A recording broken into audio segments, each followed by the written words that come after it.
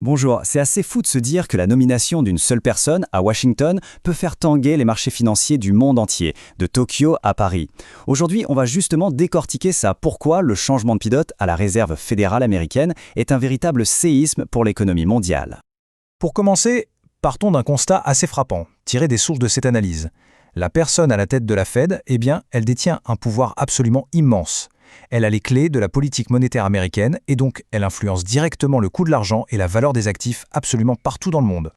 C'est la grande question. Et pour y répondre, on va explorer ensemble 3 points de bascule, 3 moments clés que les investisseurs et les analystes surveillent comme le lait sur le feu. Allez, on plonge dans le vif du sujet avec le premier point qui est sans doute le plus critique de tous. Quelle est la philosophie économique de la nouvelle direction ? Alors, il faut savoir une chose. Les marchés financiers adorent les étiquettes, les raccourcis. Dès qu'un nouveau nom est annoncé, ils le classent immédiatement dans une de ces deux cases. Soit c'est un faucon, soit c'est une colombe. C'est un réflexe, un raccourci mental pour essayer d'anticiper les décisions à venir. Et cette distinction, elle est vraiment fondamentale. D'un côté, on a le faucon. Son obsession, c'est de maîtriser l'inflation, même si ça doit freiner un peu l'économie. Son arme favorite ? Augmenter les taux d'intérêt. Ça, en général, ça plaît plutôt au marché obligataire. Et de l'autre côté, on a la colombe. Elle, ce qui l'intéresse avant tout, c'est de soutenir la croissance et l'emploi, quitte à laisser l'inflation filer un peu plus. Pour ça, elle va plutôt baisser les taux, ce qui a tendance à booster les marchés actions. C'est vraiment un arbitrage permanent entre deux priorités qui peuvent être opposées. Passons maintenant à notre deuxième point, parce que la philosophie de la personne nommée ne fait pas tout. Non, la période de transition elle-même, c'est une source d'angoisse énorme pour les marchés. Il faut imaginer un peu le parcours du combattant. D'abord, la nomination par la Maison-Blanche, c'est le premier signal. Ensuite, les auditions de confirmation devant le Sénat, où chaque mot est pesé, analysé. Chaque étape est une source potentielle de volatilité et de réaction parfois excessive des marchés. Et voilà le cœur du problème. C'est une règle d'or. Les marchés financiers détestent, mais alors détestent à l'incertitude.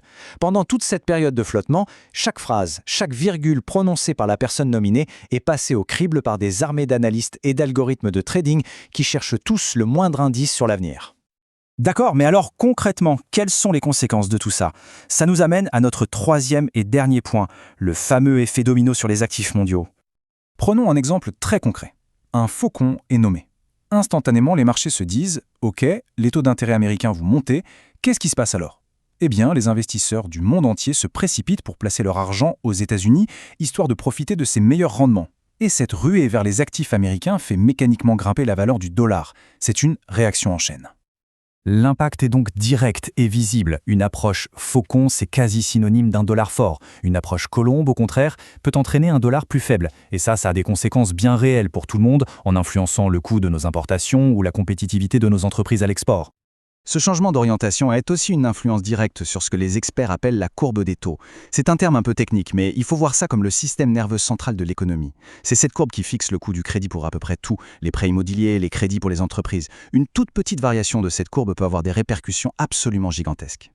Alors, au final, qu'est-ce qu'on doit retenir de tout ça ? Eh bien, l'idée principale, c'est que l'arrivée d'une nouvelle personne à la tête de la Fed, ce n'est pas juste un changement de visage, c'est un changement des règles du jeu. C'est un nouveau manuel d'instruction pour l'économie mondiale qu'il faut apprendre à déchiffrer. Donc, pour résumer, les 3 points de bascule à avoir absolument en tête, c'est d'abord la philosophie de la nouvelle direction, ensuite, la volatilité qui est inévitable pendant la transition, et enfin, l'impact direct et concret sur les actifs dans le monde. Finalement, et c'est ce que suggèrent nos sources, la question la plus importante n'est pas de deviner quelle sera la toute première décision. Non, le plus crucial, c'est de comprendre la nouvelle manière de penser, la nouvelle grille de lecture de l'économie qui va être mise en place. Parce que c'est ça qui va guider toutes les décisions pour les années à venir. La vraie question est donc, les marchés sont-ils prêts pour ce changement de logiciel ?